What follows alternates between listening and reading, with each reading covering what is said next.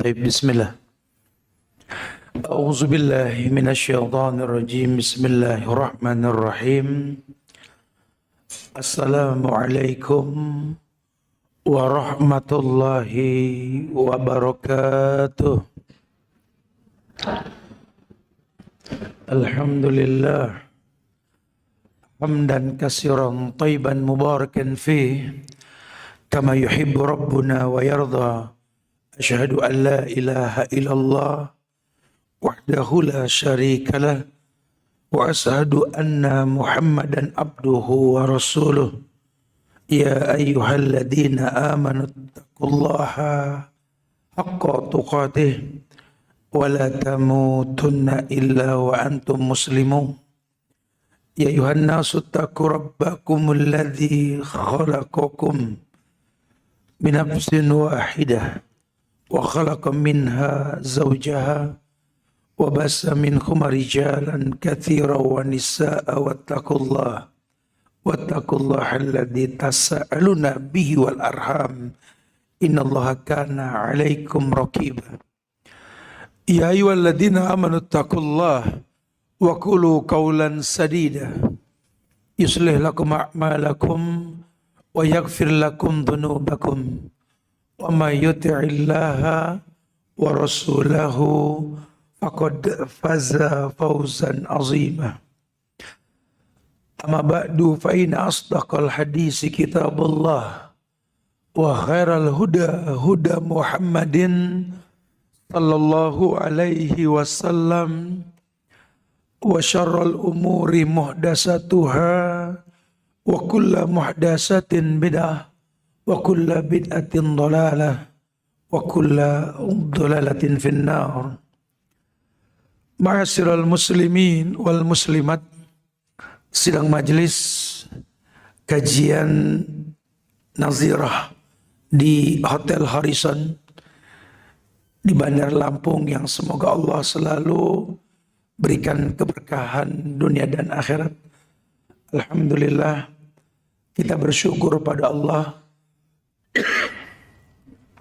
di siang hari ini Allah kumpulkan kita di tempat ini meluruskan niat untuk sama-sama duduk belajar agar Allah berikan kepada kita ilmu yang bermanfaat dan kita bisa minta ke Allah karena kita sudah mempertontonkan menuntut ilmu dengan cara yang benar.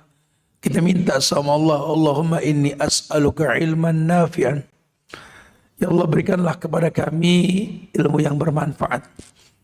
Karena kita pengen ke depan ini lebih baik ketimbang yang lampau. Walaupun memang tidak ada kesempurnaan dalam ibadah manusia. Karena sifat manusia yang Allah ciptakan pasti berbuat salah dan dosa. Kullu bani Adam khata. Bahwa setiap anak Adam itu pasti punya salah. Wa khairul khata'in at-tawwabun. Dan sebaik-baik anak Adam yang berbuat salah ini yang mau bertobat.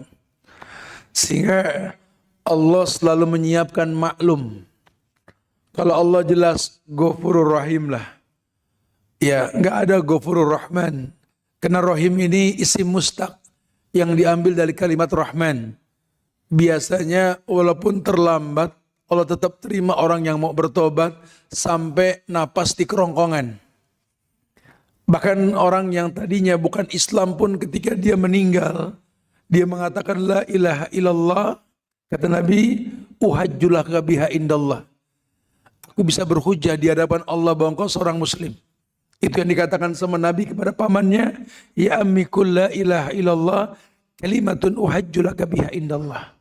Wahai pamanku, katakan la ilaha illallah. Kalau kau mengatakan la ilaha illallah, kalimat itulah penyebab aku bisa berhujjah di hadapan Allah engkau seorang muslim. Cuma qadarullah, pamannya enggak bisa. Tapi Nabi tetap mengajarkan pada umatnya, laqinu mautakum la ilaha illallah.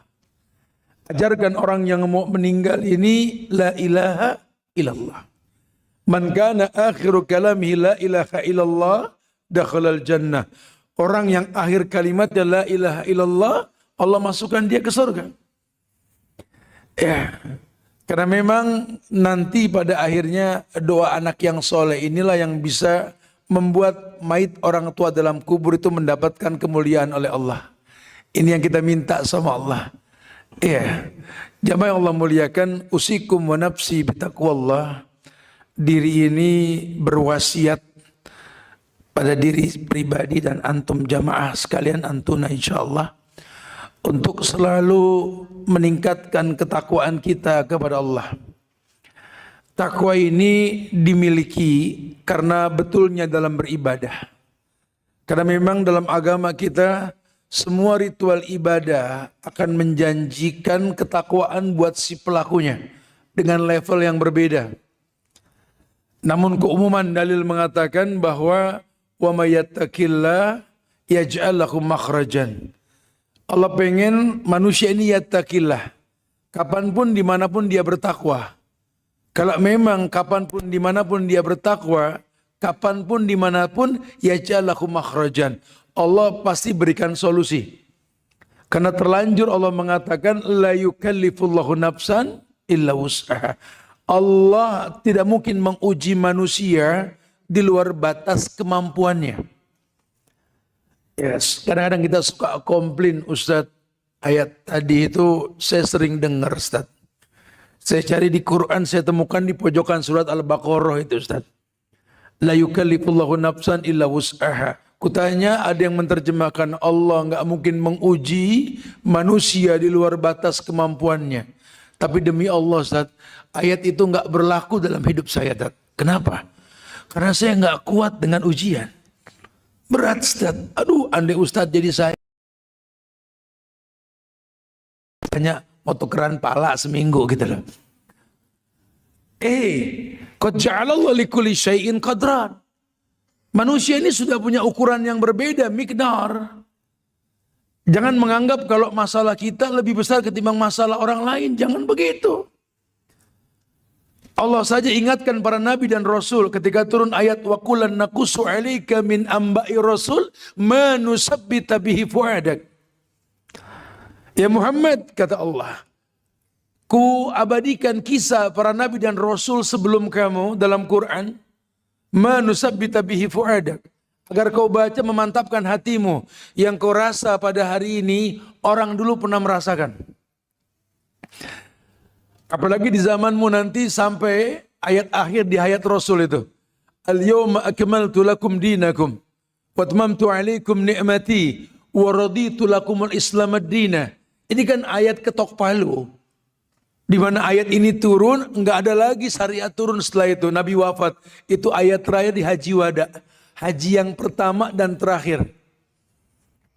Allah yang mengatakan al-yawma akmaltu lakum dinakum. Pada hari ini ya Muhammad, kusempurnakan bagimu agama. Wa atmamtu alaikum ni'mati, kusempurnakan nikmatku atasmu. Wa raditu lakum al-islam ad-dina, aku ridha Islam sebagai agama. Ini sudah cukup lah. Sisanya la tabdila li kalimatillah. Udah gak ada perubahan pada ketetapan Allah. Yang di zaman Nabi itu merupakan sebuah ayat. Sampai kiamat pun ayat. Yang di zaman Nabi merupakan sebuah hukum. Sampai kiamat pun hukum. Yang kau rasa pada hari itu Allah sudah katakan di ayat tadi wa kullan naqussu 'alaika min ambai rasul. Jangan kau merasa limited edition dalam permasalahan. Ustaz, saya pengen ngobrol, Ustaz. Saya punya masalah nih kayaknya di dunia cuma saya doang yang begini, Ustaz. Oh, Masya Allah. Sungguh spesial antum buat Tuhan gitu ya. Karena diuji, Ustaz, sama rumah tangga anak. Oh, kirain si apa? Kalau bicara rumah tangga dari zaman Nabi Adam juga pegel sama pasangan, betul. Bahkan Rasulullah SAW juga kan rumah tangannya digonjang-ganjingin, betul. Sampai terjadi apa namanya? Jazakallah, Pak, maksudnya. Ya, digonjang-ganjing dengan Hafsah itu kan. Beliau menceraikan, cuma kan Jibril diutus untuk menjelaskan bahwa kerasnya Hafsah tidak sekeras dalam puasa dan bangun malam tahajudnya. Maklumi dia, Allah takdirkan dia sebagai pendampingmu di sorga, dirujuk sama Nabi. Rumah tangganya pun gonjang ganjing, bukan tidak. Kenapa? Karena rumah tangga seperti bahtera. Bahtera tidak mungkin berjalan tanpa gelombang. Ya, orang-orang laut paham lah itu ya. Nggak ada lah yang namanya perahu ini bergerak tanpa gelombang, nggak bisa. Nggak ada gelombang pun baling-baling diputar supaya ada gerakan. Ya, harapannya apa? Kembali ke Allah. Karena Allah ciptakan manusia ini betul-betul untuk sebuah kebaikan. Allah mengatakan laqad khalaqnal insana fi ahsani taqwim. Kuciptakan manusia ini ahsan terbaik. Wa ma khalaqtul jinna wal insa illa liya'budun. Peruntukan sama jin dan manusia tercipta untuk beribadah. Tapi kan ahsanut taqwim milik manusia. Maka manusia bisa berbuat sesuatu yang terbaik dalam bentuk ibadah kepada Allah. Kapan ibadah dikatakan baik? Ketika ibadah dikembalikan kepada syariat. Qala Allah wa qala Rasul wa qala sahabah. Ketika agama dikembalikan kepada syariat, di mana ada firman Allah sebagai dalil dan hujjah, atau sabda Rasul sebagai contoh yang disyariatkan. Kalau pengen lihat buktinya, lihatlah para sahabat radhiyallahu anhum. Karena kebaikan mereka diberikan legalitas oleh Allah. Radhiyallahu anhum wa radu anhum. Nah, kita kan tinggal mencontoh. Udah cukup. Laqad kana lakum fi Rasulillahi uswatun hasanah. Telah ada suri toladan yang terbaik pada diri Rasulullah sallallahu alaihi wasallam. Maka untuk mencapai itu yang Allah berikan kepada para sahabat keridoan tentunya ada hukum sebab akibat yang pada setiap umat dan Rasul pada setiap umat ini diutus Rasul untuk mengajarkan cara beribadah. Maklum ayat yang Allah firmankan walaqad ba'asna fi kulli ummatin rasulan an ya'budullaha wajtanibut tagut. Ya, ulama menyimpulkan untuk itulah ada beberapa nutrisi dalam kehidupan yang harus diisi batinmu dengannya. Supaya kau merasakan bahwa semua yang Allah ujikan ini bukanlah sesuatu yang berat. Kalau kau paham bukti cintanya Allah kepada seorang hamba maupun umat kaum yang banyak ini adalah ujian. Innallaha idza ahabba 'abdan ibtalahu. Innallaha idza ahabba qauman ibtalahum. Qayatu 'abdi min ibadi bibtilaihi. Allah kalau mencintai seseorang, Allah uji. Riwayat lain mengatakan Allah kalau mencintai satu kaum, Allah uji mereka. Dan cara Allah mengikat tali kasih pun Allah mengatakan qayatu 'abdi min ibadi bibtilaihi. Cara aku memberikan cinta kepada hamba-hambaku dengan aku menguji dia. Kenapa? Karena Allah pengen tahu kau yang diuji berubah tidak. Allah mengatakan fala ya'lamanallahu alladziina shadaqu wa la ya'lamanal kadzibin. Al-Ankabut ayat 3. Allah pengen tahu dengan ujian tersebut kamu berubah atau tidak. Karena orang kalau sudah menyukai sesuatu ketika diuji dia mempertahankan sesuatu tersebut. Alasannya apa? Karena dia butuh bukan pengen. Kalau bahasanya pengen atau ingin, ya ketika diuji bisa dia lepas yang dia sukai itu. Tapi kalau dia bicara butuh dia pertahankan. Karena dia punya alasan kenapa dia menyukai, kenapa dia butuh itu. Gitu lah ya. Taib. Ada 5 nutrisi. Yang mudah-mudahan kelima ini akan membuat kita memiliki maklum. Baik maklum diterjemahkan orang tua ke anak, anak ke orang tua, atau pasangan ke pasangan, atau sahabat ke sahabat. Karena kadang-kadang kalau kita nggak mengerti ilmunya, tidak sedikit anak ini menjadi hakim buat orang tuanya. Atau sebaliknya, orang tua nggak bersyukur dengan wujud anak yang dia miliki. Yang ada a priori, negative thinking, bahkan sampai levelnya zon. Kalau sudah levelnya zon prasangka buruk, Allah yang bilang, inna ba'da zonni ismun. Setelah prasangka itu pasti ada dosa. Ayat lain mengatakan bahwa wadzalikum zonnukumul ladzi zonantum bi rabbikum ardakum fa asbahtum minal khasirin. Itu prasangka buruk yang kau sangkakan ke Allah, keburukan pasti yang kau rasa. Hadis qudsi mengatakan ana inda zonni abdi bi. Karena aku nih Allah, kata Allah, menurut prasangka kalian. Kalau kalian sangka Allah baik, Ana Rahman, Ana Rahim. Tapi kalau kau sangka aku ini kejam, Ana Syadidul Iqab. Subhanallah. Ya, makanya orang nggak boleh memiliki buruk sangka. Buruk sangka itu boleh dimiliki sama dua orang, polisi atau satpam, boleh. Yang merasa bukan polisi, bukan satpam, tolong jangan suka buruk sangka. Kedepankan husnuzon. Kenapa? Karena memang prinsipnya la yadurukum man dhalla idza tadaitum. Tidak ada yang berbahaya kalau Allah sudah berikan petunjuk. Udah nggak usah khawatir. Dalil tadi di awal, la yukallifullahu nafsan illa wus'aha. Karena Allah nggak mungkin menguji manusia di luar batas kemampuan. Jadi kalau nanti prakteknya tidak sedikit manusia merasa tidak mampu untuk menghadapi ujian, bukan berkoalisi dengan orang-orang yang diuji lainnya untuk menyalahkan Tuhan. Allah nggak pernah salah. Kalau salah diterjemahkan zolim. Ini haramtu zulma ala nafsi, kata Allah. Sesungguhnya aku mengharamkan kezoliman terjadi dalam diriku. Oleh karena itu, fala tazolamu, jangan kalian saling menzolimi. Mutlak sudah. Allah haramkan kezoliman dalam diri Allah. Enggak ada kezoliman dalam takdir Allah. Sehingga kalau terjadi manusia merasa dizolimi oleh takdir, yang dikritisi kemanusiaannya, bukan takdirnya. Ya, Allah tidak pernah berbuat zolim. Berat terasa hidupmu, wallahi, coba mulai kamu bermuhasabah. Ini perkataan sahabat Umar ibn al-Khattab. Hasibu qabla an tuhasabu. Wazinu qabla an tuzanu. Kamu hisab dirimu. Kamu timbang sendiri amal perbuatanmu. Sebelum Allah hisab, sebelum Allah timbang. Ada waktu di mana nanti ada yang namanya penimbangan di akhirat nanti. Maka sebelum itu terjadi, timbang sekarang. Bagaimana caranya? Mengembalikan ke hukum asal. Bahwa pada setiap ritual itu menjanjikan bekas.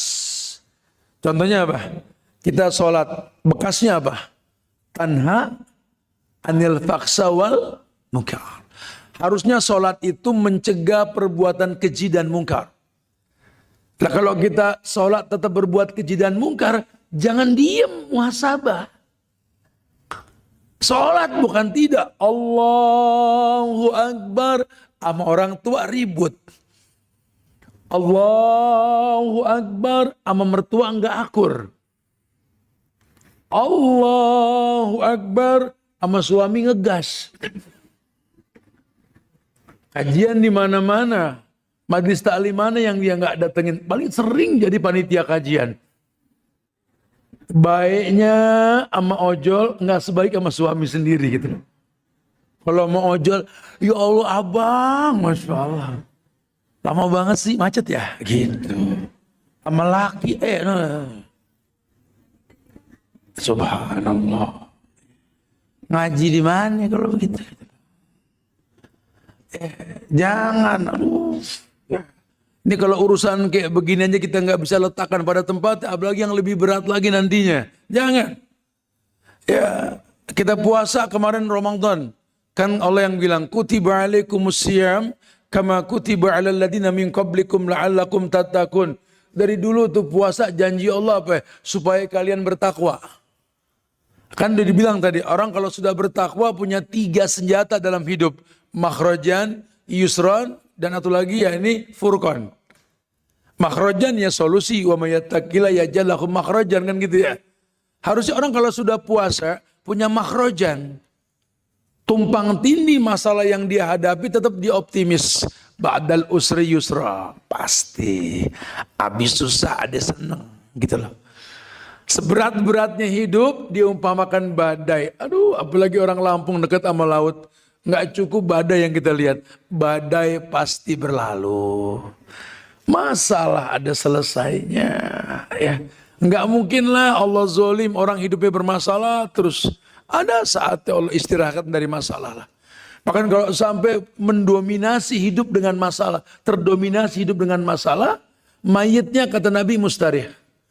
Dulu ada 2 mayit yang diusung di hadapan Nabi. Satu mayit yang diusung dibawa ke lubang kubur, kata Nabi mustarih. Ini mayit ini mustarih nih. Orang yang diistirahatkan dari penatnya dunia. Orang baik dihujat, dicaci, dimaki sama dunia, Allah wafatin, dia lebih senang mati ketimbang hidup.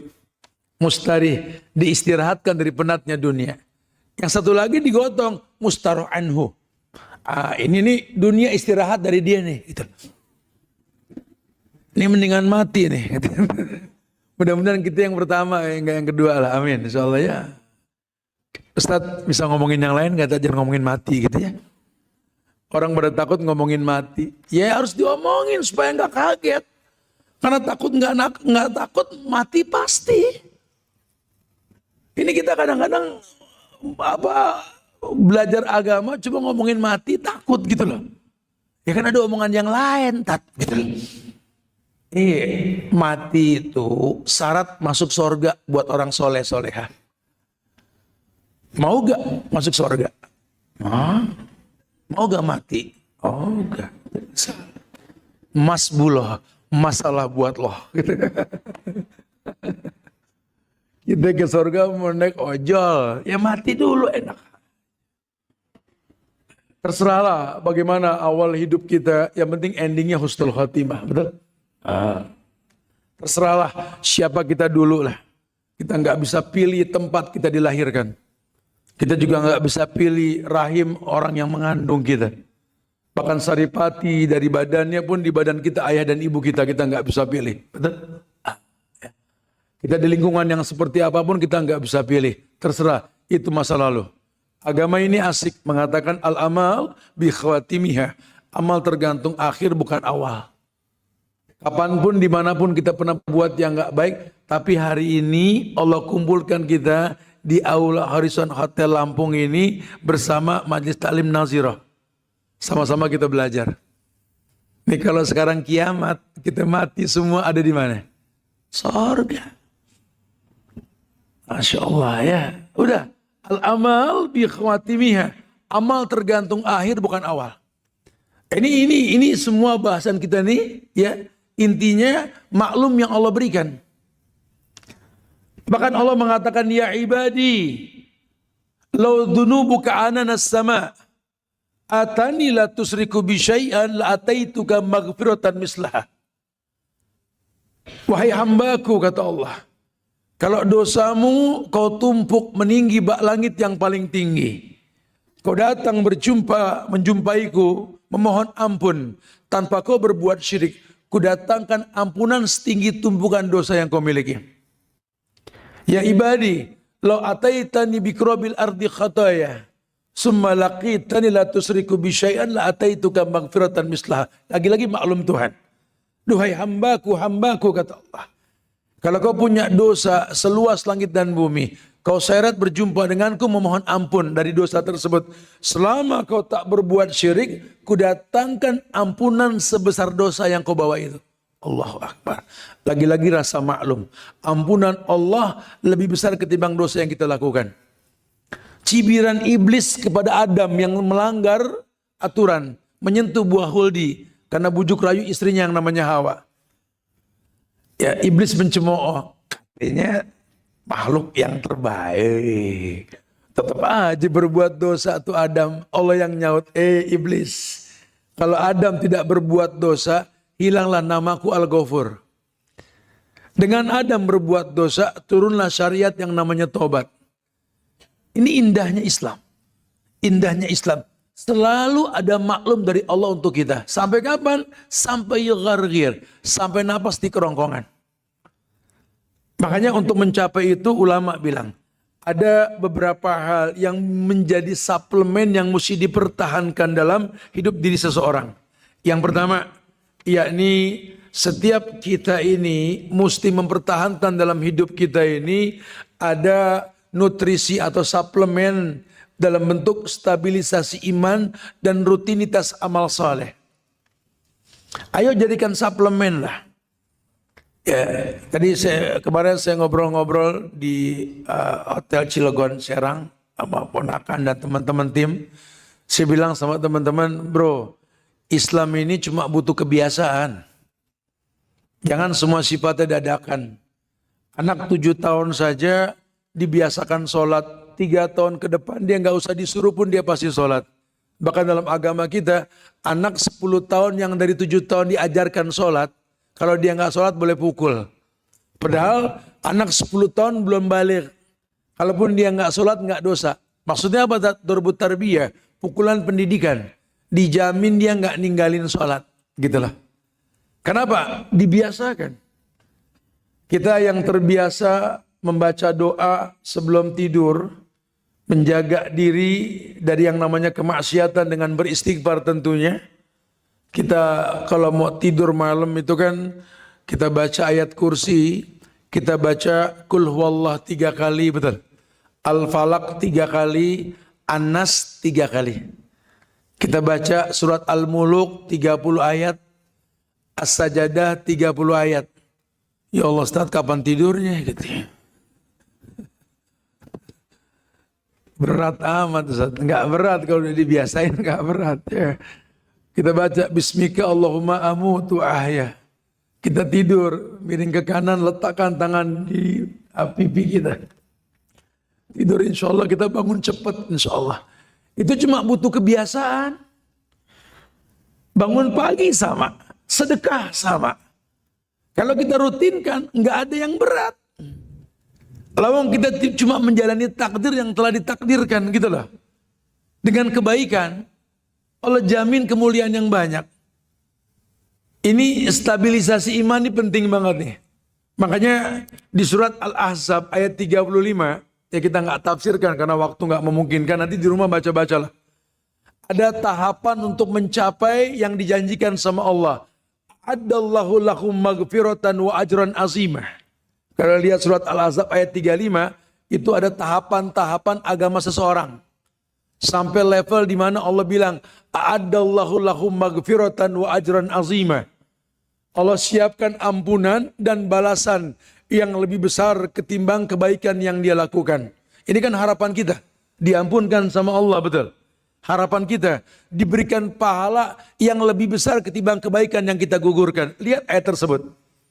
Innal muslimina wal muslimat wal mu'minina wal mu'minat wal qanitina wal qanitat was sadiqina was sadiqat was sabirina was sabirat wal khasiina wal khasiat wal mutasaddiqina wal mutasaddiqat was shaimina was shaimat wal hafizina furujahum wal hafizat wadzakirina Allah katsiran wadzakirat. Baru a'addallahu lahum maghfiratan wa ajran 'azima.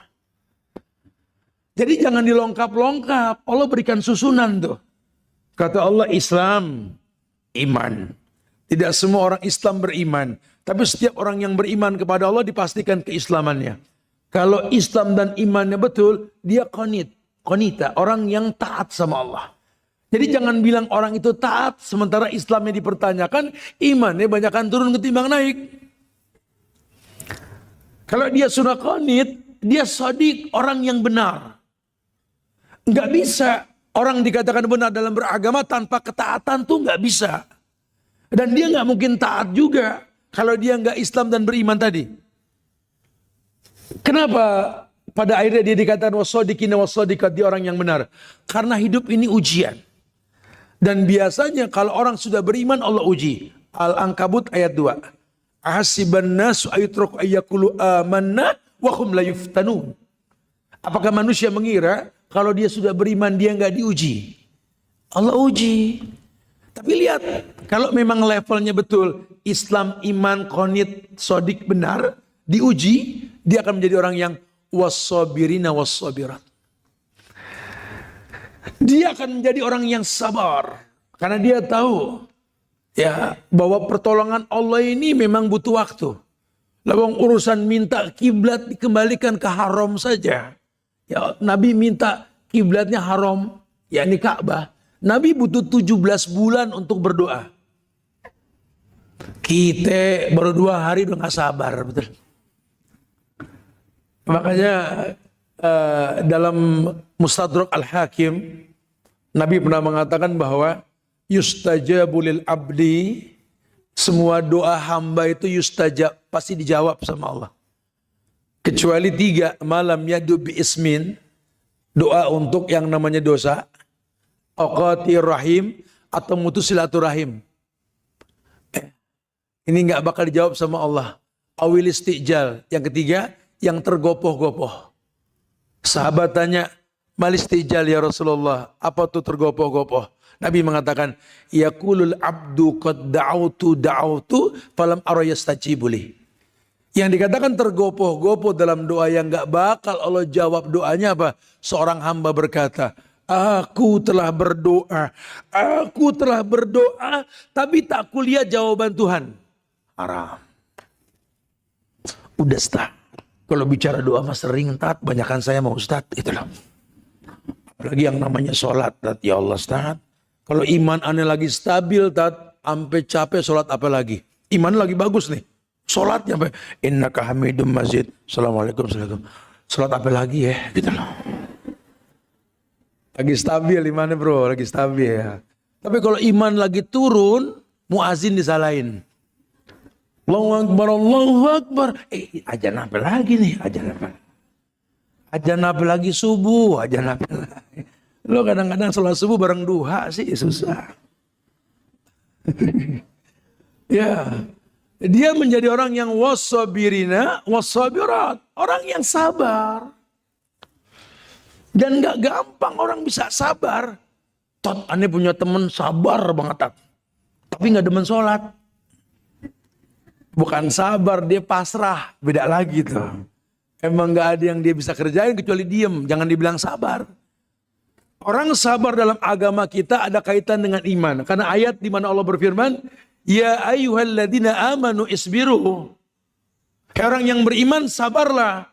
Nggak bisa orang sabar tanpa iman, nggak bisa. Karena orang yang sabar makin diuji. Ya ayyuhalladzina amanu isbiru wasabiru warabitu wattaqullaha la'allakum tuflihun. Ya, betul-betul dipahami dengan ilmu. Nah, kalau dia sudah sabar, sabar itulah yang mendatangkan kehusyuan. Alam ya'ni lil ladzina amanu an takhsha'a qulubuhum li dzikrillah. Orang yang khusyuk itu orang yang tahu menyikapi masalah dengan kemaksimalan. No complain. Makanya kalau orang bisa khusyuk, nikmat dia syukuri, ya sesuatu yang berat dia sabarilah. Ya nikmat juga pasti ada batasannya. Seperti masalah juga pasti ada akhirnya gitu ya. Cuma dia berhusnuzon lah. Sering kok kita sampaikan, kita ini dalam Islam, kita dalam Islam ini ya, wallahi itu bukan masalah gagal atau sukses, kalah atau menang, sakit atau sembuh, bukan itu masalahnya. Tapi lebih kepada kalau sukses bisa gak bersyukur, kalau gagal bisa gak bersabar. Kalau bisa menang, alhamdulillah bersyukurlah. Kalaupun kalah ya gak ada masalah, bersabarlah. Siapa sih yang gak pengen rumah tangganya berhasil? Pengen lah. Kalau berhasil ya bersyukurlah. Tapi kalau gagal ya qadarullah. Ya masalah panjang pendeknya rumah tangga itu mau urusan Tuhan. Kan kita tiap kondangan kan doain si orang yang kawin. Orang kalau habis ijab kabul didoain apa? Barakallahu lak wa baraka alaik wa jama bainakuma fi khairin. Oh saya kira doa makan tuh Ustaz. Bukan aja. Akan mulu sih heran. Doa itu barakallahu lak, keberkahan lak milikmu.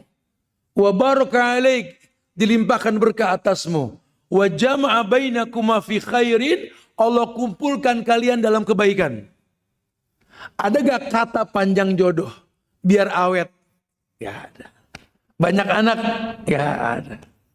Allah hanya mendoakan berkah. Nah berkah ini yang muqaddimahnya ilmu. Allah akan berikan ilmu, makanya dengan sabar dia bisa khusyuk. Di level yang ke-6 surat Al-Ahzab ayat 35 tadi. Was-sabirina was-sabirat wal khashiina wal khashiat. Kalau dia sudah khusyuk, dia tahu. Dia bisa tenang dalam berpikir. Kenapa? Tatma'inu qulubuhum. Batinnya tenang. Kalau dia sudah tenang, timbulnya apa? Dia jadi orang yang gemar mengantisipasi masalah yang berat. Dengan bahasa Allah, bahwa yang namanya sedekah ini kata Nabi, mana qasad shadaqatum mimalin, tidak kurang harta karena sedekah. Ma'anfaqtu min syai'in fahuwa yukhlifuh. Apapun yang kalian sedekahkan, Allah yang bakal ganti. As-shadaqatu tudiul bala. Tapi kalaupun sampai dia nggak bisa bersedekah, solusinya apa? Berpuasa. Karena target dia efek ujian, bukan ujiannya. Kalau ujian kita nggak bisa pilih. Kita nggak bisa pilih ujian. Ujian dikembalikan itu haknya Allah. Cuma efek ujian. Bisa gak dengan ujian yang nikmat tadi kita bersyukur, yang gak asik kita bersabar. Makanya dia berpikir tentang masalah puasa. Wasso'imina wasso'imat, orang yang berpuasa, orang yang bisa kontrol diri. Efek puasa apa? Wal hafizina furujahum wal hafizat, orang yang bisa menjaga diri, menjaga kemaluannya. Yang otomatis wadzakirinallaha katsiran wadzakirat, orang yang gampang ingat Allah, laki maupun perempuan. Dimanapun, kapanpun menjadi ulil albab. Kalau dia sudah mengingat Allah dimanapun dia berada, Nabi yang ngomong, ihfazillah, yahfazuk. Ihfazillah, tajidhu tujahak. Jagalah Allah, Allah bakal jaga kamu. Ihris ala ma yanfa'uk wasta'in billah, wala ta'jaz. Ini rakus yang diperbolehkan. Ihris ala ma yanfa'uk. Yang rakus berbuat sesuatu yang mendatangkan manfaat. Wasta'in billah, minta tolong sama Allah. Wala ta'jaz, jangan kayak ajuz, lemah kayak orang tua. La ta'jaz fid du'a, jangan lemah dalam doa. Fa innahu la yahliku anid du'a ahadun, karena tidak ada orang yang musnah karena doa, tidak ada orang yang musnah karena ibadah. Bahkan Allah yang menjamin kemuliaan orang yang beribadah. Dialah kekasih Allah. Kekasih Allah yang istiqomah di atas syariat. Dia menjadi orang yang terjaga oleh Allah. Bahkan Allah mengatakan, man adali waliyan faqad adzantu bil harbi. Siapa yang menyakiti kekasihku berarti perang melawan aku, kata Allah. Enggak main-main. Ya, sehingga kekasih Allah enggak pernah takut, seperti ayat yang Allah firmankan. Innal ladzina qalu rabbuna Allah tsumma istaqamu tatanazzalu alaihimul malaikah alla takhafu wa la tahzanu wa abshiru bil jannati allati kuntum tu'adun. Orang yang berkata Rabbuna Allah, bukan ilahan Allah, tapi Rabbuna Allah. Kenapa Rabbuna Allah? Dia muhasabah. Rabba ya Rubu itu nama Allah yang mencipta dengan proses. Orang yang mengatakan Rabbuna Allah, kenapa? Dia tahu proses dalam hidup dan dia ridho. Raditu billahi Rabba. Aku ridho Allah sebagai Rabb. Ada proses tadi. Masa lalu kita yang buruk, hari ini kita kumpul untuk kajian bareng. Raditu billahi Rabba. Aku ridho dengan proses itu semua, ya Allah. Lihat. Qalu Rabbuna Allah, summa istaqamu. Kemudian dia beristiqamah. Sekali dia katakan Rabbuna Allah, sekali dia katakan la ilaha illallah, dia istiqamah. Istiqamah itu asata qaimah, meminta kemantapan hati dari Allah. Allah turunkan malaikat. Malaikat kasih ke mereka. La takhafu, bikin mereka jangan takut. Wala tahzanu, katakan jangan sedih. Kujamin enggak ada kesedihan buat para kekasih Allah. Wa absyiru bil jannati allati kuntum tu'adun. Berikan kabar gembira kepada hambaku itu tentang surga. Allahu akbar. Ya. Jaminan a'addallahu lahum maghfiratan wa ajran azimah. Kata Ibnu Katsir, ajran azimah ini surga yang dimuliakan oleh Allah buat orang-orang yang saleh. Berarti yang pertama, kalau kita pengen mencapai itu, milikilah suplemen nutrisi yang bisa menstabilkan iman dan merutinkan amal soleh. Kita yang mesti paham dalam masalah ini. Ya, kenapa? Karena Allah sudah janji hayatan thayyibah, kehidupan yang baik dia akan datang. Lihat An-Nahl ayat 97. Allah janji hayatan thayyibahnya nggak pakai alif lam, berarti umum sifatnya. Semua kehidupan baik yang tiap orang beda kondisinya akan Allah berikan. Asal apa? Amila solihan min dzakarin au unsa. Asalkan dia beramal soleh dengan status yang jelas. Zakar au unsa, laki atau perempuan. Inna khalaqnakum min dzakarin au unsa. Kenapa dzakar wa unsa? Karena Allah ciptakan manusia cuma dua jenis. Dzakar laki, unsa perempuan. Nggak ada yang remeng. Nggak tahu deh nih di Lampung nih. Ya, dengar bocoran si LGBT-nya gile-gilean di Lampung, betul. Ya, peningkatannya 200%. Nggak tanggung-tanggung. Nggak habis pikir gimana caranya dia bisa demen sama sejenis. Kayak kekurangan perempuan tuh laki, ini kelihatan laki dikit perempuan banyak, betul. Keker badannya jiman yang dia nggak masukin, betul. Ini tangan kanan 35 tat, yang kiri masih 30. Ini perut banyak gabin, six pack, betul. Tapi yang digandeng yang six pack juga ya, cemen. Ya, kirain si keker yang digandeng 4, yang sama kayak begitu juga gitu. Cemen betul-betul ya. Tapi ya, lagi tren sekarang begitu gitu loh. Perempuan gitu. Senang dengan sejenis. Allahu Akbar. Misi pernikahan sudah bubar. Sudah bubar. Ya, Allah pengen dengan berumah tangga kamu jadi baik. Fa inni mukassirum bikumul umam yaumal qiyamah. Aku akan berbangga dengan banyaknya umat pada hari kiamat. Misi pernikahan itu ya tujuannya. Bukan jumlah anak yang banyak, itu bagian. Cuma kan yang gak punya anak bukan itu maknanya kan. Lebih kepada laki-laki yang menikah bisa gak jadi orang yang baik setelah nikah. Perempuan juga sama. Sehingga kalian yang baik ini akan melahirkan anak-anak yang baik nanti. Sehingga orang tua kalian senang, mertua kalian senang. Rumah tangga mendatangkan kesenangan untuk umat Muhammad. Ayo coba mulai berpikir. Jangan malah menghayalkan yang enggak-enggak. Ini dunia mazra'atul akhirah kata ulama. Dunia ini tempat bercocok tanam untuk akhirat. Beramalah seperti yang disyariatkan buat menggapai kemuliaan yang banyak. Itu yang pertama. Tolong miliki suplemen untuk meningkatkan iman dan merutinkan amal soleh. Allah janji hayatan thayyibah, kehidupan yang baik. Yang kedua, dia mesti memiliki keridhaan, yakni nutrisi keridhaan. Artinya ridho Allah, ridhonya Allah yang kita butuhkan. Karena kita nanti masuk surga karena ridhonya Allah, rahmat Allah. Bagaimana menggapainya? Macam hal. Cuma Nabi mengatakan begini. Dalam satu riwayat Imam Muslim kata Nabi, "Dzaqa ta'mal iman man radiya billahi rabban wa bil islami dinan." Wabi Muhammadin Rasulah. Orang itu bisa merasakan tu'mal iman, nikmat beriman. Atau kalau bahasa Rasul dalam riwayat lain, halawatal iman. Salasun man kunna fihi wajada halawatal iman. Ada 3 hal yang orang bisa merasakan manisnya iman. Iman itu keyakinan dengan hati yang diucapkan dengan lisan, dibuktikan dengan perbuatan, itu iman. Ya, kita sholat itu iman kita. Kita sedekah iman kita. Sekarang kita ngaji nuntut ilmu ini iman kita. Ini enggak berat. Iman itu manis kita rasa ketika yang pertama ayakunallah wa rasuluhu ahabba ilaihi mimman siwahuma. Hendaklah Allah dan Rasulnya lebih dia cintai ketimbang lainnya.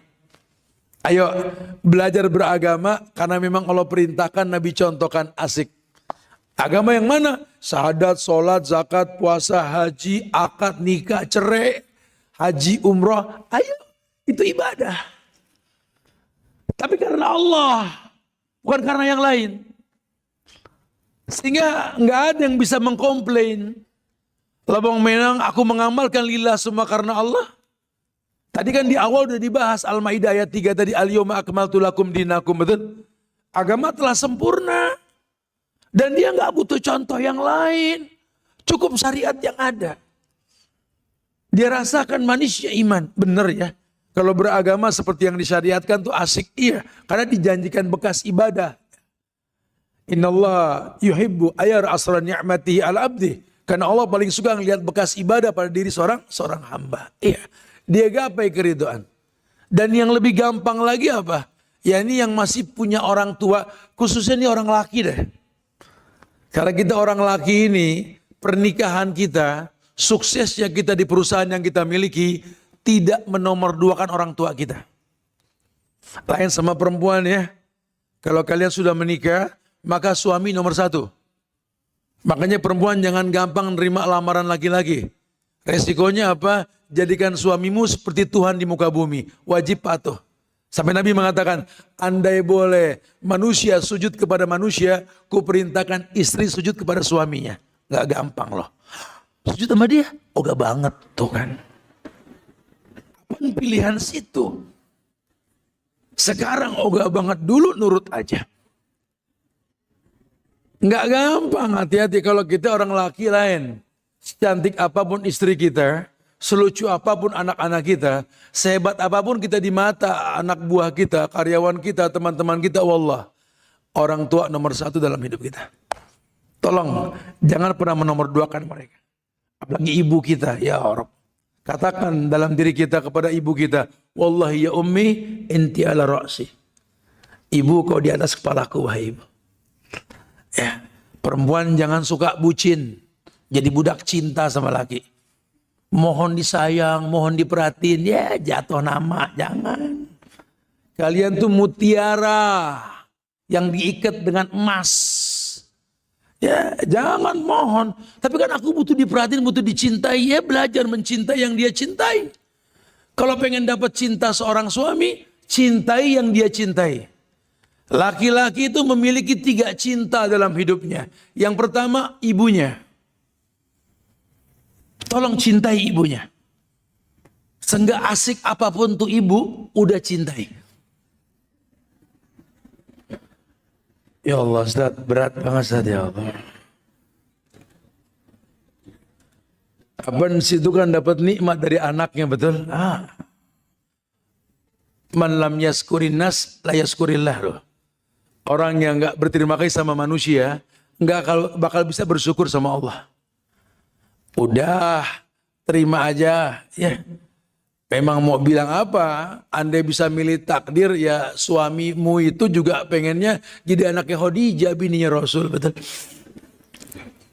Andai dia juga bisa milih takdir, pengen banget jadi anaknya Rumaisah binti Milhan, perempuan yang sedang masih hidup di dunia, ibunya Anas bin Malik, tapi wujudnya sudah ada di sorga, berburu di hadapan istana terbuat dari emas itu.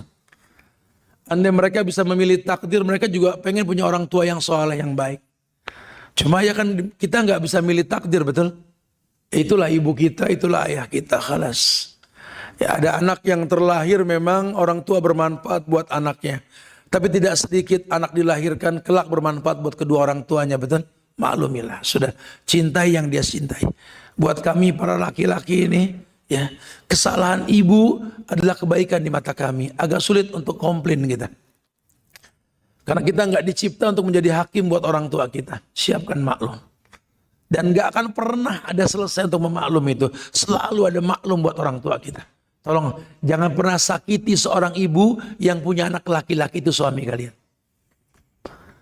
Nggak akan pernah bisa total cinta laki-laki kepada istrinya kalau dia melihat ibunya dimusuhi oleh siapapun. Ya, suami saya tat, walaupun saya sering berantem sama mertua, baik tat, bohong. Saya mewakili laki-laki, bohong sudah. Yang kedua, jangan pernah sakiti anak perempuan seorang laki-laki. Demi Allah, buat kami anak perempuan segalanya.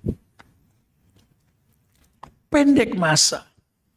Komplain dari kecil dia. Karena kami harus berangkat pagi pulang sore. Gak berasa anak kami sudah remaja. Ada lelaki yang datang ke rumah nembak pengen jadi pendamping hidupnya. Gak gampang itu. Ya om, aku pengen kenalan sama anak om. Aku pengen nikah dengan dia. Langsung kasih, baru kenal. Gak gampang. Ya Allah, 20 tahun itu sebentar sekali ya. Masya Allah. Perasaan belum lama kita kepang rambutnya. Belum lama kita mainkan poninya. Masih terasa aroma baby oil di badannya. Sekarang dia sudah remaja. Kita tahu nih laki-laki yang datang ke rumah kita, kita tahu. Kita bilang, ane tahu isi pala ente, betul subhanallah. Dan itu nggak gampang, wallahi tidak gampang itu. Masya Allah. Buat kami senang punya anak laki, punya nasab yang nggak berhenti. Tapi ketika punya anak perempuan, kami baru berhasil jadi seorang ayah. Karena anak perempuan yang ayahnya. Ya Rabb, kita datang capek pulang ke rumah, yang open tuh anak perempuan. Dia capek, mau minum apa? Ambil tisu, nggak ada keringetnya pun dia keringet dilap-lapin namanya. Kita kalau nggak jatuh cinta sama anak perempuan kita mah kelewatan lah. Bahkan ulama tekankan didik anak perempuan dekat dengan ayahnya supaya dia bisa melihat dunia, nggak terkecoh dengan fitnah serigala berbulu domba nantinya. Suruh cintai, masya Allah. Kalau anak-anak laki, ya Rob, ya kita senang punya keturunan, tapi opennya beda. Kita sakit pakai koyo aja, udah jangan pura-pura boy, jangan pura-pura deh.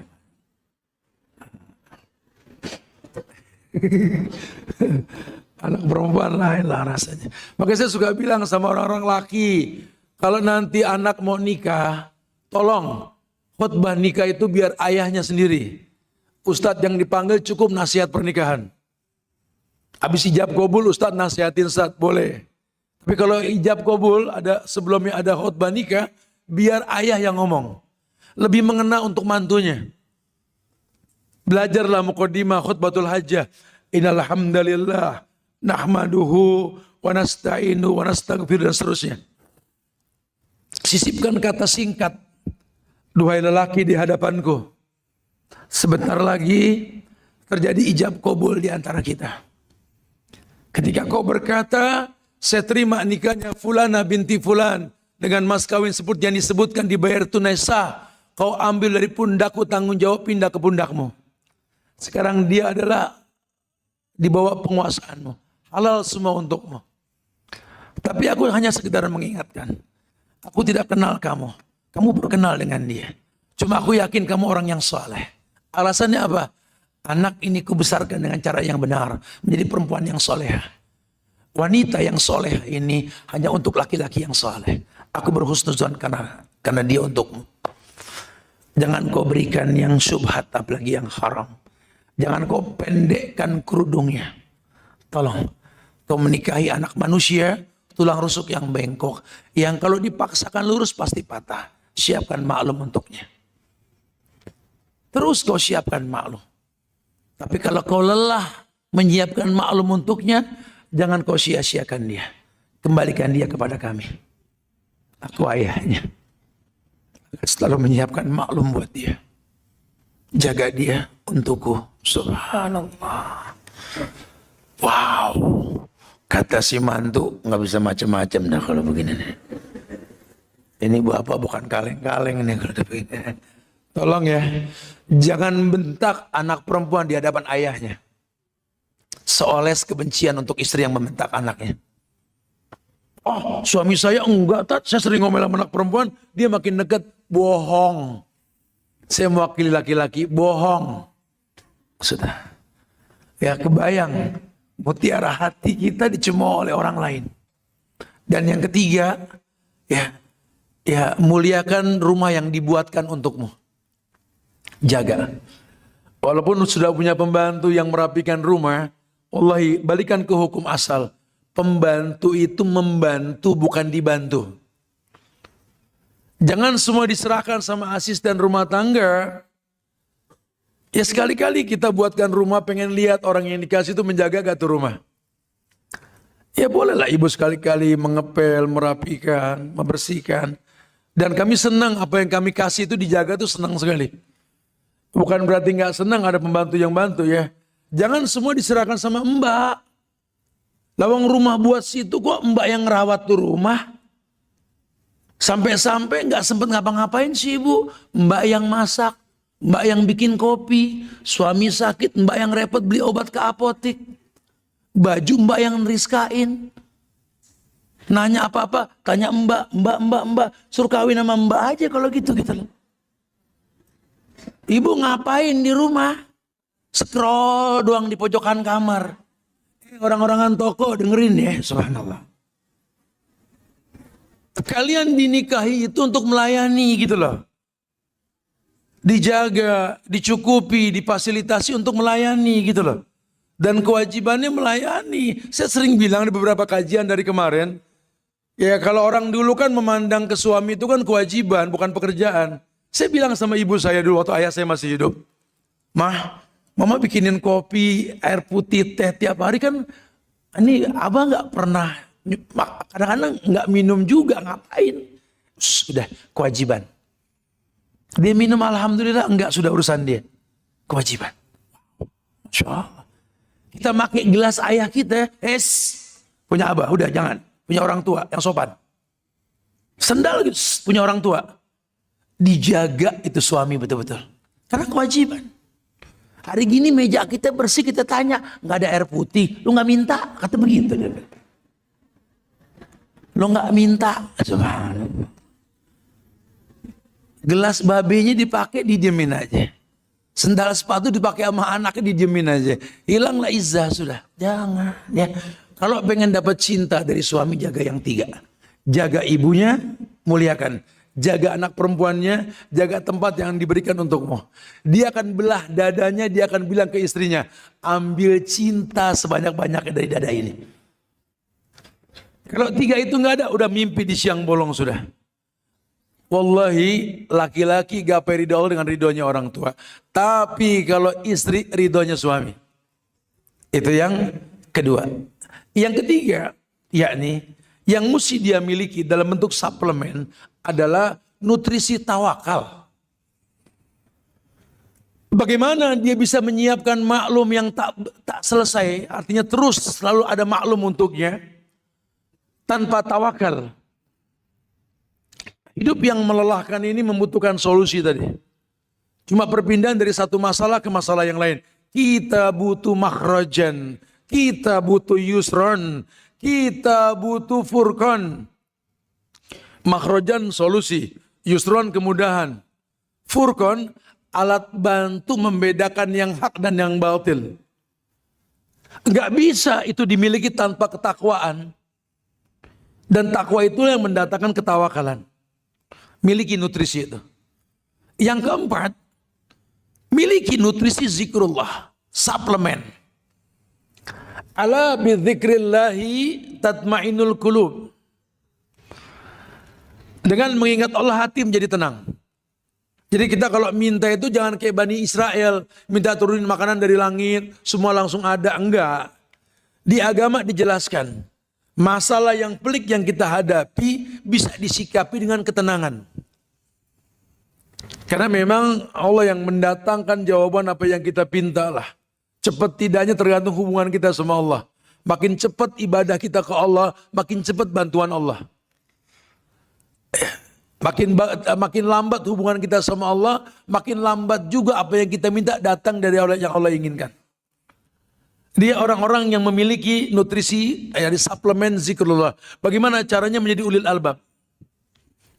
Dimanapun dia berada, dimanapun kakinya berpijak, bumi diinjak, dia tegakkan syariat. Dia butuh mengingat Allah. Jadi ulil albab lah.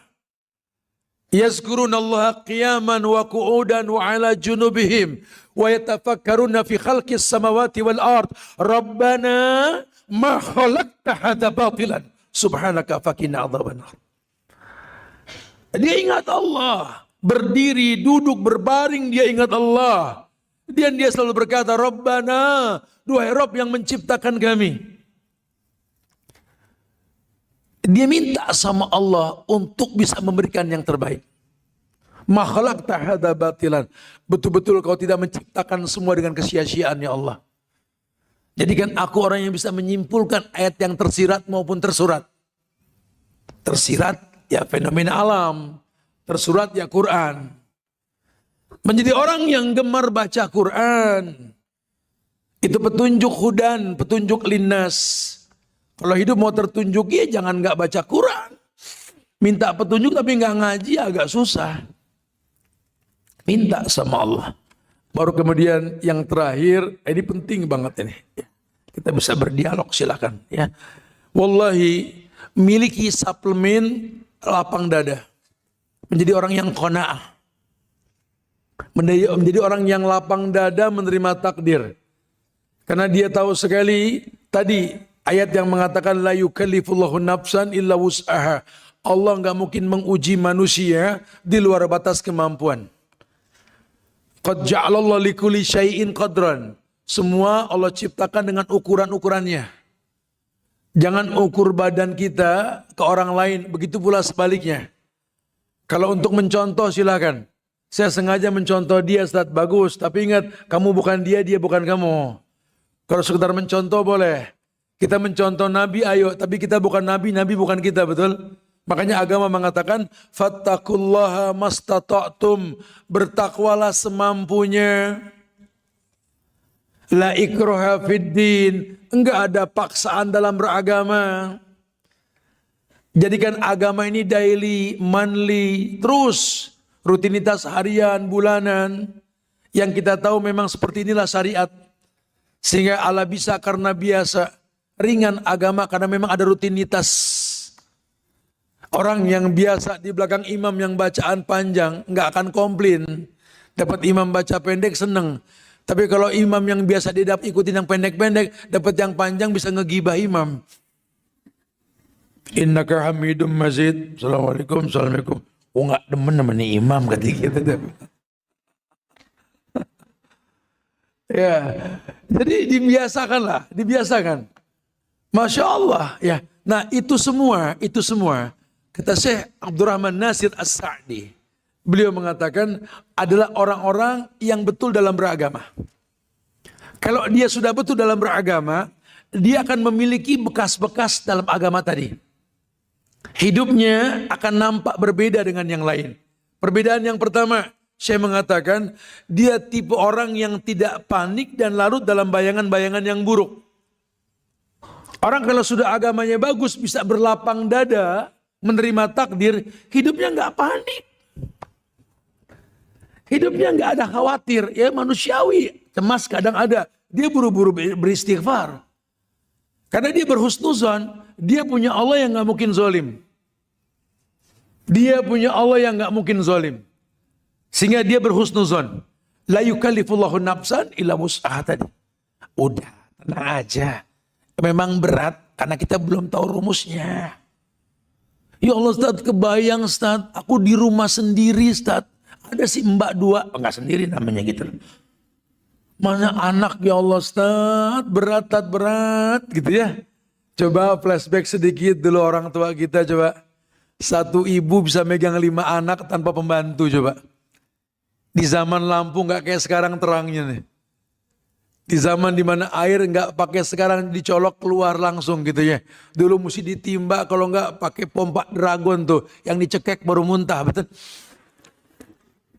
Kompornya pakai sumbu dulu betul. Waduh, kepegang semua urusan anak. Kepegang. Di zaman belum ada handphone buat ngecek anak di mana-mana aman. Orang tua punya prinsip, urusan anak jangan kedip, kepegang. Ini produknya kita orang nih. Masya Allah. Hari gini gampang semuanya. Tapi merasa lelah. Kenapa? Karena dulu berpikirnya kewajiban bukan pekerjaan.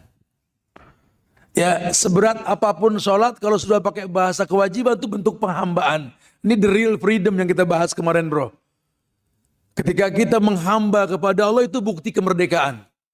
Karena kita nggak butuh menghamba ke yang lain. Sama namanya halawatal iman, manisnya iman. Orang bisa merasakan manisnya ibadah. Kalau dia tahu memang ini kewajiban, bentuk cintanya kepada Allah. Maka ketika Ibnu Qayyim menyusun makna cinta, beliau mengatakan tidak mungkin orang bisa memberikan cinta yang sejati tanpa tahapan ilmu, yakin, ikhlas, jujur. Baru bicara cinta. Cinta yang sejati menghasilkan 2 hal, inqiyad dan qabul, ketundukan dan kepatuhan kepada Allah secara total, ucapan maupun perbuatan. Enggak semerta-merta bisa bicara cinta. Ya kalau kita nggak cinta sama Allah, Allahu Akbar. Banting tulang kita tiap hari laki-laki. Nggak hitung-hitungan badan sama keadaan, betul. Berangkat pagi pulang sore kita. Dapat mingguan, dapat bulanan kita bagi-bagi sama orang rumah. Habis lagi, nyari lagi, habis lagi. Enggak ada masalah. Karena kewajiban. Enggak ada laki-laki kapok udah dihabisin tiap bulan. Enggak ada begitu. Karena kewajiban. Oh, laki-laki sejati sih paling senang kalau anak minta jajan. Pak minta pak, mau ngapain, mau jajan. Selama yang dia minta wajar, nggak eman kita. Kecuali yang dia minta nggak baik, ada batasan, namanya pendidikan, tarbiyah, lain hal ya. Tapi kalau yang dia minta masih wajar saja, udah jangan bakhil. Bukan Sat, masalahnya Tat, biniannya boros Tat. Kenapa bro? Tiap anak kasih bulanan, habis. Emang harus dihabisin, lu bakhil ya. Suruh habisin, emang nafkah. Hadiah di luar nafkah. Kalau nafkah mah habisin bu, jangan ditahan-tahan. Sisanya sunnah. Tinggal hadiah di luar nafkah. Kata ibu-ibu, cakep nih kajiannya, bagus nih. Pak Nijia bisa potong gak nih katanya? Buat status katanya di WA. Habis ini kita di demo sama laki-laki. Ya lo tat kajiannya begini katanya. Enggak, rumusnya emang begitu bu. Allah mengatakan, nahnu narzukukum wa iyahum. Kami kasih rizki sama kamu buat mereka. Makin banyak mereka yang kamu kasih, makin tajir ente. Karena kaya itu bukan karena pinter, bukan karena bisa memanage uang, bukan. Karena ketitipan. Allah percaya titipin sesuatu yang melalui kita sampai mata rantai kehidupan. Lihat, agama ini asik banget. Unfik. Infakkan, Allah infakkan kamu. Dia nggak bakal panik, nggak bakal larut dalam kekhawatiran. Yang kedua, dia menjadi orang yang akan sibuk untuk berpikir akan aktivitas yang di dalamnya mengandung ilmu yang bermanfaat. Ternyata asik juga ya, kita kalau hidup dengan ilmu tuh asik. Wajar aja kalau Imam Bukhari bilang, al-ilmu qoblal qaul wal amal. Berilmu sebelum berkata dan beramal. Betul. Waduh, kalau kita nggak pakai ilmu, nggak ada bekas di ibadah. Iya, maka dia akan fokus. Dan yang terpenting apa kata Ibnu Qayyim? Kata si Abdurrahman As-Sa'di, dia bisa menjadi orang yang memusatkan pikiran untuk melakukan aktivitas pada hari ini tanpa dihantui oleh pikiran di masa lalu atau kesedihan di pikiran di masa depan atau kesedihan di masa lalu. Dia menjadi orang yang fokus. Oh enggak, pokoknya yang anak tahu, anak telah bertobat, anak pengen fokus. Sehingga kesedihan di masa lalu ini enggak mengganggu dia. Atau kekhawatiran dia akan datang. Anak yakin yang akan datang pasti baik. An-Nahl 97 tadi, Allah mengatakan, falanuhyiyanahu hayatan thayyibah. Aku akan berikan kehidupan yang baik, dia akan datang. Asalkan hari ini, amila solihan, min dzakarin aw unsa, wa huwa mu'min. Asal pada hari ini dia berbuat amalan yang saleh. Memperjelas status lakikah dia, perempuankah dia. Dengan ilmu yang dikedepankan Allah janji ada kehidupan baik yang akan datang. Insya Allah ya. Dan banyak lagi nanti. Kita bisa bahas lanjutan malam nanti insya Allah ya. Sisanya sekarang kita pengen berdialog. Jadi inti bahasan kita pada perjumpaan siang hari ini, ya kita nggak mungkin lelah untuk menyiapkan maklum untuknya, untukmu, untuk keluarga kita, untuk teman-teman kita. Kalau ilmu dikedepankan, silakan yang mau ditanyakan. Akhiru da'wana alhamdulillahi rabbil alamin. Fadhal. Alhamdulillah, sudah kita dengarkan penyampaian materi dari Ustaz kita, dan terima kasih poin-poin nasional dan juga poin dari materi yang disampaikan. Kita beralih ke agenda selanjutnya, yakni tanya jawab. Kita memiliki dua dari yang sama melalui dan juga dua pemuda, dan juga kami sudah menyampaikan pertanyaan yang sudah padahal untuk yang muda yang bertanya boleh.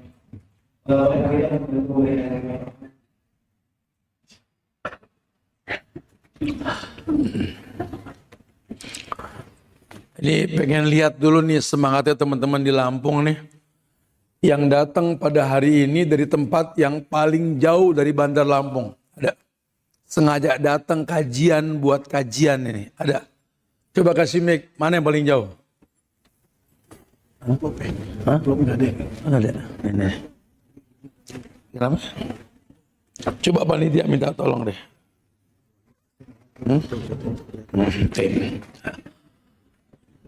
Mana kasih mic yang paling? Lagi di mana? Yang paling jauh. Antum di mana?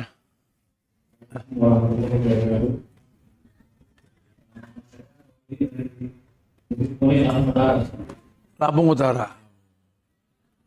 Ada yang lebih jauh dari Lampung Utara? Atau kasih Ahwat Tengah tuh di mana tuh? Coba tuh. Coba, ya udah dengar Lampung Utara nih. Tolong jangan yang deketan, yang jauhan. Coba. Tolong ada. Ya, Fadol, dari mana? Belum nyala tuh. Kami dari Lampung Barat. Lampung Barat, di mana Lampung Baratnya? Lampung Barat sampai Udah mau ke atas ya. Itu Lampung Barat bukan? Ahwat, mana tuh? Bentar, mana? Dari barat itu kanan besar. Jauh mana sama Lampung Barat? Antum ada yang mau ngomong lagi ada? Lebih jauh ada? Mana? dari Kecamatan Pakuan Rabu. Wai kanan jauhan mana tuh? Ada nggak tahu tuh? Wai kanan ya? Lebih jauh lagi. Ada yang lebih jauh dari keduanya ada? Ahwat ada? Yang lebih jauh? Oh tuh paling belakang yakin yang paling jauh. Apa tuh? Apa tuh? Agak jauh soalnya. Ayo cepat, apa tuh? Ada. Mana? Di mana tadi? Jauh, lebih jauh tuh ya? Oh. Ada yang lebih jauh dari dia? Nah. Di mana antum? Dari Bumbu Kampak, Mesir Utara, Semarang. Tapi nggak apa-apa nih versi laki, versi perempuan, tenang aja ya. Laki-laki ini paling jauh kali ya? Aneh Bogor, ente mana? Belakang aneh lebih jauh, belakang mana tuh? Mana paling jauh antum? Iya, apa? Sampaikan coba. Di mana antum? Yang paling belakang tuh yang angkat tangan tuh. Ya di mana yang angkat tangan itu? Paling belakang.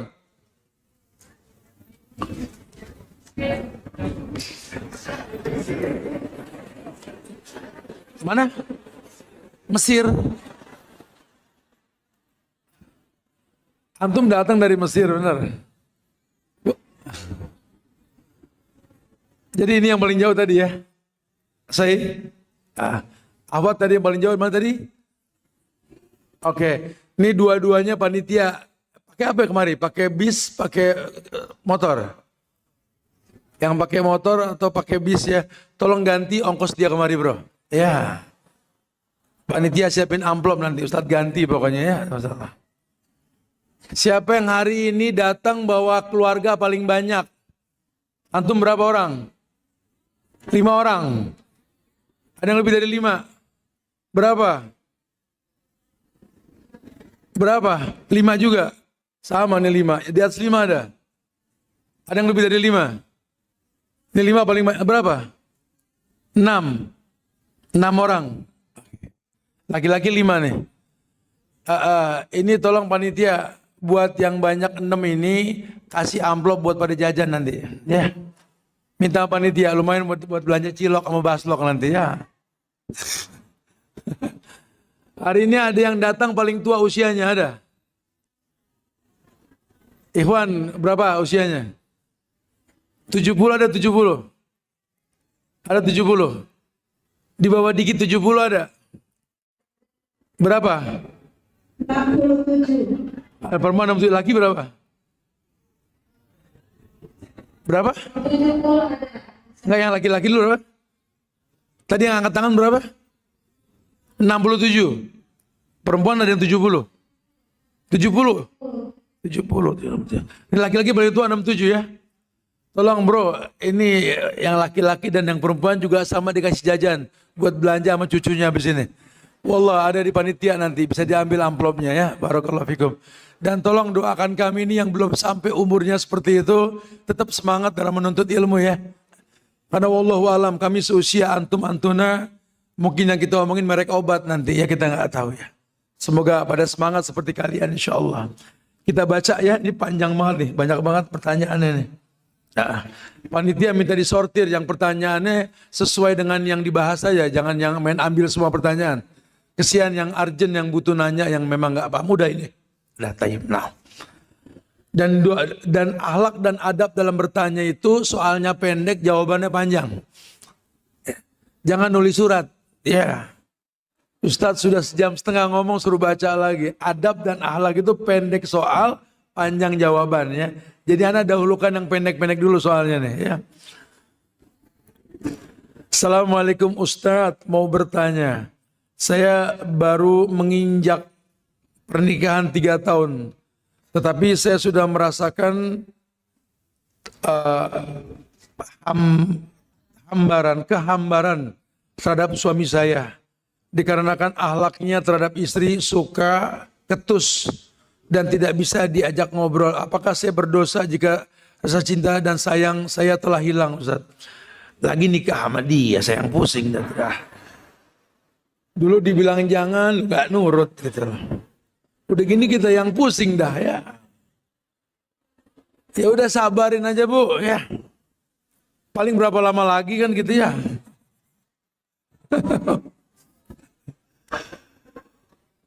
Ini kan dulu dia nggak ketus, betul? Sekarang dia bisa ketus, pasti ada masalah. Ya ada hukum sebab akibat lah, nggak mungkin ada asap kalau nggak ada api lah. Ya, ini yang dimuhasabahkan. Makanya kalau masalah rumah tangga ini nggak bisa sebelah, dua-duanya datang. Karena baiknya rumah tangga, baiknya dua-duanya. Buruknya rumah tangga, buruk dua-duanya. Ya, wallahu a'lam bishawab. Ya udah, sampaikan kepada suami hak istri itu untuk tidak diketusin. Tanya kenapa dan sportif lah. Oh ternyata dia mungkin belajar ketus juga dari ibu. Kan kita nggak tahu gitu kan.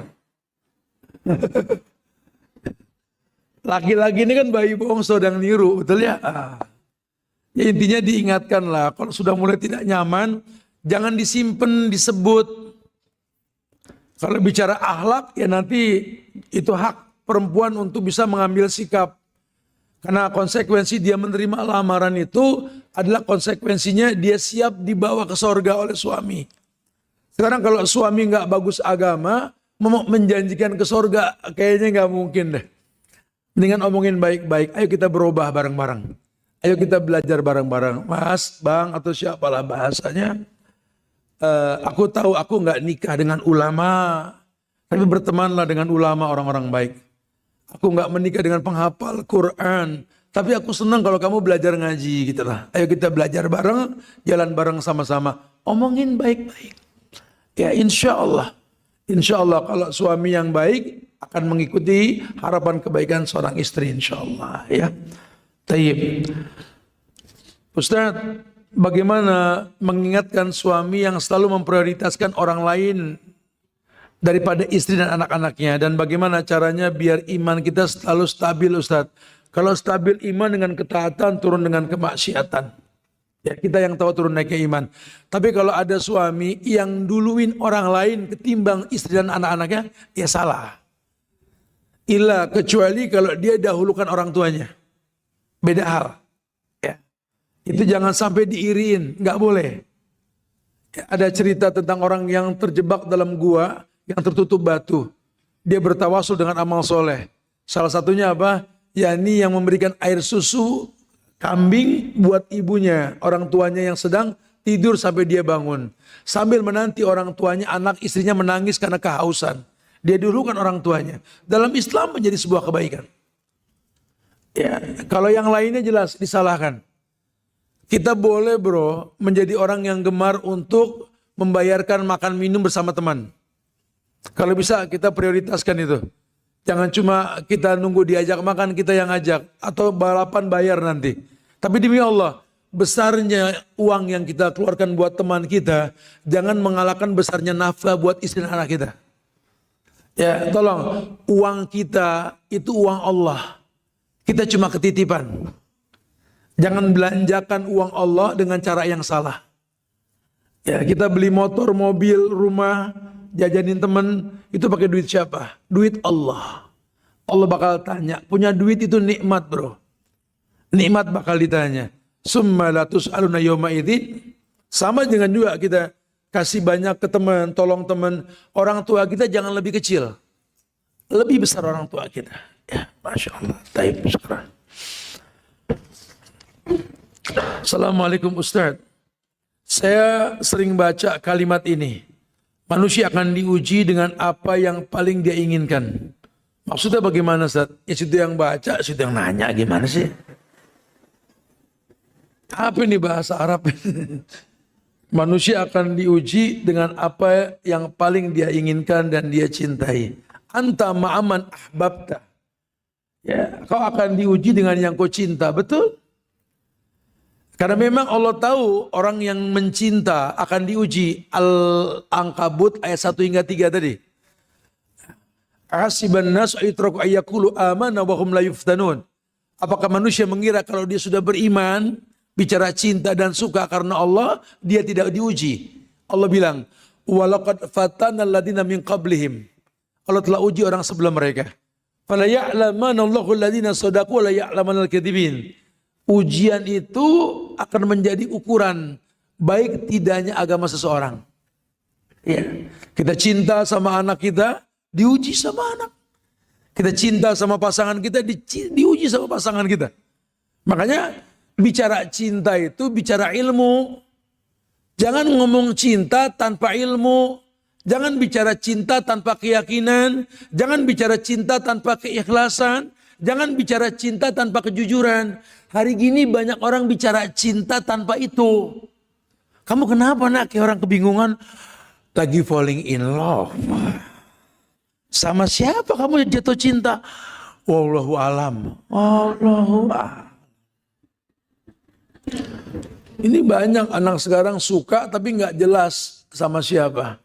Menyukainya pun nggak tahu karena apa. Cuma merasa suka. Jangan. Endingnya buruk nanti. Karena cinta yang sejati itu seperti pohon yang ditanam. Akan tumbuh benih dan rasa pada waktunya nanti. Gitu ya. Makanya jangan gampang bilang suka dan cinta. Kecuali belajar benci dan cinta karena Allah. Ayuhibbal mar'u la yuhibbuhu illa lillah. Belajar mencintai seseorang karena Allah. Membencinya juga sama. Nanti asik. Endingnya asik. Kalau semua karena Allah. Ya. Afwan Ustadz, izin bertanya, bagaimana bersabar menghadapi mertua? Bagaimana memaklumi diri sendiri untuk memahami pasangan Ustadz? Kayaknya mesti ada daurah parenting di sini dah kayaknya. Kita besok ada kajian nih di Serang ya tentang parenting ini. Bagaimana memiliki anak yang hebat, tentu dengan memiliki pasangan yang hebat dan manajemen yang hebat dalam tarbiyah. Mungkin ya nggak mungkin datang karena memang terbatas. Kita bicara online lah. Mudah-mudahan besok diadakan di Serang, next kita adakan di Lampung lah nanti insya Allah ya. Karena masalah parenting ini nggak bisa cuma sejam setengah, nggak bisa. Ya lawang masalahnya sudah tahun-tahunan berumah tangga dipecahkan dengan 1 jam nggak bisa. Mesti dipilah-pilah ya sampai tahu hukum sebab akibat nantinya ya. Kemudian kalau bicara dengan mertua ya, khalas. Udah tugas kita tuh berbakti. Bukan menjadi hakim buat orang tua kita. Sejahat apa sih orang mertua kamu? Quran bilang, wa in jahadaka ala an tusyrika bi ma laysa laka bihi ilmun fala tuti'huma. Subhanallah. Kalaupun orang tua kamu, mertua itu orang tua kan, enggak ada bekas mertua. Dia mengajak pada perbuatan kufur, jangan patuhi. Tapi sohibhuma, apa sohib? Jadikan dia teman. Cuma teman yang maklumi temannya. Kita nggak berteman sama mertua, kita nggak berteman sama orang tua, itu permasalahannya. Kita nggak bisa membuat pertemanan dengan mereka. Akhirnya yang terjadi ya kerusakan dalam hubungan. Allah. Udah sikapi hubungan dengan orang tua ini dengan bahasa bakti, bukan penghakiman. Ustadz, bagaimana dan apa yang harus saya lakukan jika lingkungan saya itu ormasnya saya nggak sebut lah. Banyak amalan bid'ahnya, Tat. Sebatas apa pemakluman yang saya harus lakukan, Ustaz? Ya fattakullaha mastata'tum, bertakwa semampunya. Dulu sahabat Mu'az bin Jabal diperintahkan sama Nabi datang ke negeri Yaman. Negerinya Ahlul Kitab. Yaman itu isinya orang Kristen, isinya orang Yahudi. Raja Kristen itu Abraha. Ya, yang ingin menghancurkan Ka'bah dengan pasukan gajah.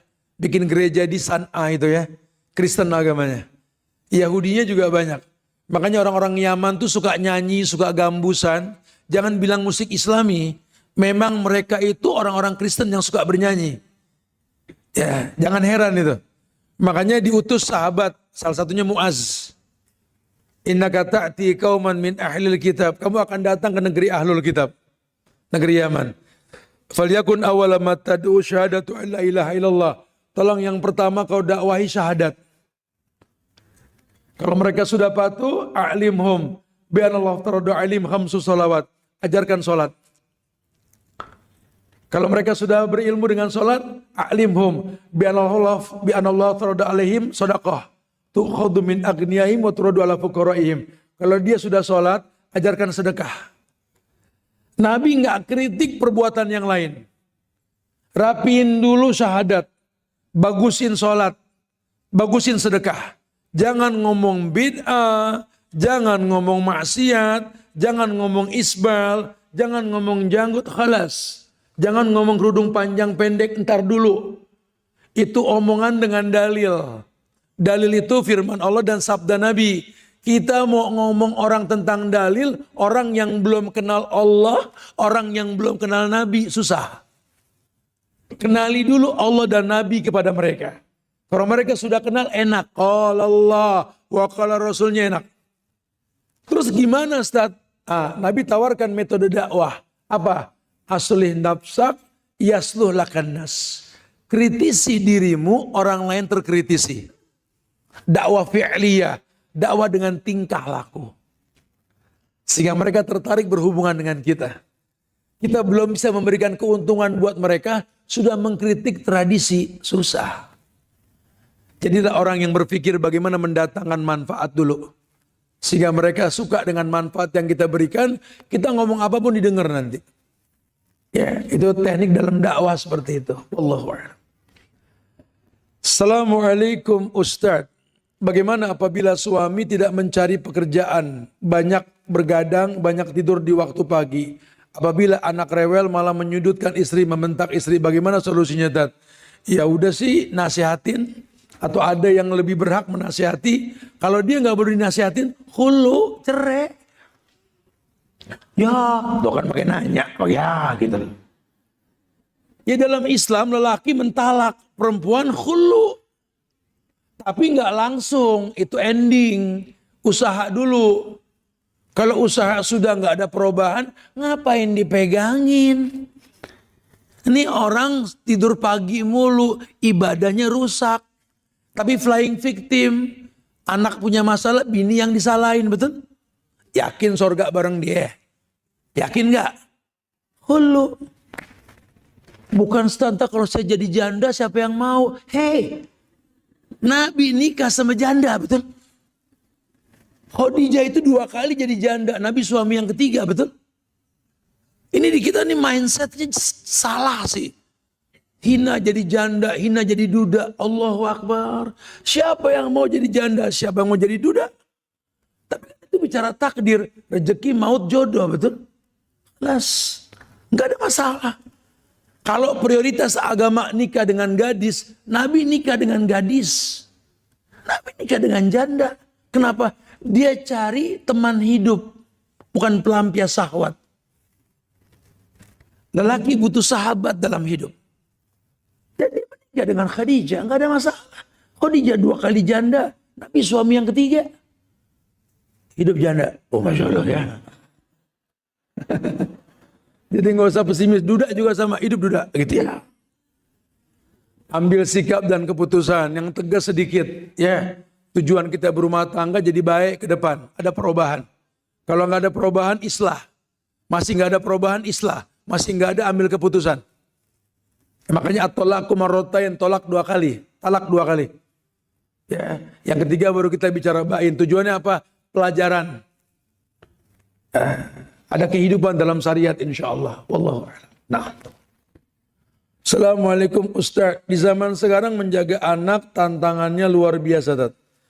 Jika membatasi kehamilan hanya mau 2 atau 3 anak saja gimana, Ustaz? Ulama memperbolehkan untuk mengatur jarak. Kata membatasinya ini bukan menyetop. Karena nggak boleh menyetop. Ya. Tapi kalau untuk mengatur jarak diperbolehkan. Karena misinya tarbiyah. Anak nggak bisa mendidik banyak-banyak. Karena butuh waktu untuk membesarkan yang satu, untuk datang yang kedua, kemudian datang yang ketiga. Boleh. Tapi menyetop itu nggak diperbolehkan. Ya, wallahu a'lam. Apakah termasuk nusus? Apakah termasuk memutus tali silaturahmi jika menghindari mertua yang suka adu domba, Ustaz? Ya, kata menghindarinya bukan mutus silaturahmi dong ya. Tetap berbakti, cuma mengatur waktu dan timing. Nggak lama-lama. Karena tahu resikonya kalau kebanyakan ngomongin orang. Halas, sebatas keperluan. Jangan berlama-lama. Assalamualaikum Ustadz, apaan saya mau tanya. Kan seorang ibu itu doanya diijabah oleh Allah untuk anaknya. Bagaimana jika ibunya itu seorang pendosa, suka berzina, suka bergosip? Apakah doanya terhalang dengan dosa untuk anaknya? Wallahu alam. Kalau anaknya mengecewakan dan dia sakit hati, nggak ada halangan antara dia dengan Allah. Tapi kalau anaknya berbuat baik, ibunya mendoakan keburukan, Allah akan batalkan apa yang dia minta. Innar rajula la yuhramu rizqa bidambin yusibuh. Orang terhalang dari jawaban doa, dari rezekinya karena maksiat yang dia lakukan. Iya. Tapi kalau memang ibunya nggak baik tapi disakiti oleh anaknya, ya ada hukum sebab akibat. 2 orang yang terzolimi itu mustajab. Ya. Assalamualaikum Ustadz, mohon izin bertanya. Ayah saya ibadah mengaji setelah sholat. Bahkan tidak pernah lupa sholat malamnya. Tapi beliau kecanduan judi online. Dan sering ikut teman-temannya ke jalan yang tidak benar. Saya ingin sekali beliau meninggalkannya. Apa nasihat terbaik yang bisa saya sampaikan? Berarti bicara dakwah sama orang tua. Kembali ke ayat yang mengatakan wasahibhuma fid dunya ma'rufa. Jadikan kedua orang tuamu sahabat. Atur waktu yang tepat, jalan berdua, ngomong 4 mata. Ya, jadikan orang tua sahabat, karena sahabat yang paham sahabatnya. Kemudian cari hukum sebab akibatnya. Apa yang membuat dia tertarik dengan judi online? Jangan-jangan dia punya pertemanan dengan teman yang suka judi juga. Berarti harus dihijrahkan, dipindahkan. Pindah circle. Ya, kelompok teman yang lebih baik lagi. Intinya cari solusi. Kalau mentok Ustadz, fas'alu ahlad dzikri. Tanya sama orang yang berilmu. Nanti ada solusinya. Karena judi ini penyakit. Mesti dihijrahkan. Dipindahkan lingkungannya. Judi sama narkoba itu mirip. Ya.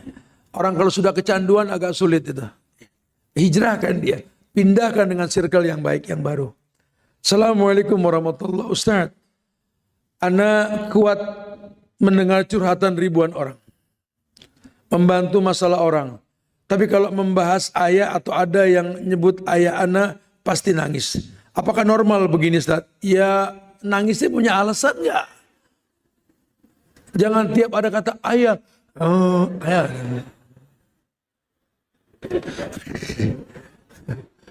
Ini malah latah namanya kalau gitu. Alergi kata-kata ayah. Soalnya setelah ayah meninggal, berasa dunia ini hampa.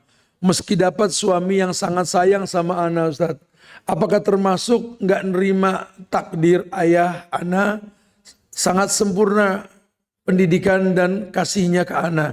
Jadi kayak nggak semangat Ustaz. Jangan. Kalau kamu anak yang soleha, anak yang soleh, tetaplah berbakti walaupun sudah nggak ada mereka.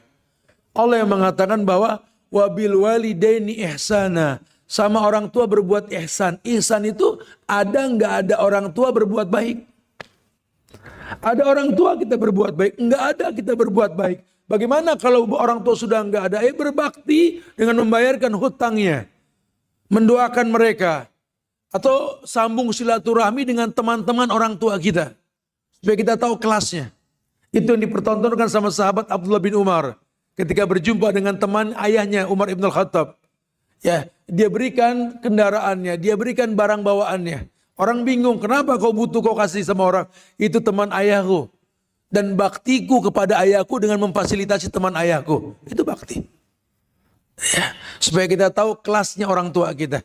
Kalau orang tua kita banyak maksiat, kita anak minta maaf. Kalau orang tua kita banyak kebaikannya, perpanjang kebaikannya. Itu anak yang bermanfaat. Apalagi Nabi mengatakan, anta wa maluka li abika. Kamu dan harta yang kau miliki itu milik orang tuamu. Ya. Jangan sedih, ayah kamu sudah enak, sudah meninggal dan punya anak yang soleha seperti kamu. Beruntung sekali. Kita yang belum jelas kalau meninggal nanti. Ya, jangan pernah sedih dengan takdir. Itu yang terbaik sudah. Dan tinggal didoakan. Semoga Allah ampunkan dia, lapangkan kuburnya, dijadikan taman-taman sorga insyaAllah. Ya, barakallahu fikum insyaAllah. Semoga manfaat yang disampaikan. Minta maaf kalau ada kekurangan. Kesempurnaan hanya milik Allah. Jaga ukhuwah di antara kita. Jangan lelah untuk saling mendoakannya. Kita akan lanjutkan kajian nanti dia akan datang. Wallahu a'lam bishawab. Kita tutup dengan kafaratul majlis. Subhanakallahumma wa bihamdika asyhadu an la. Assalamualaikum warahmatullahi wabarakatuh. Oh iya, nanti ini yang udah dikasih hadiah ada di panitia nanti insyaallah ya.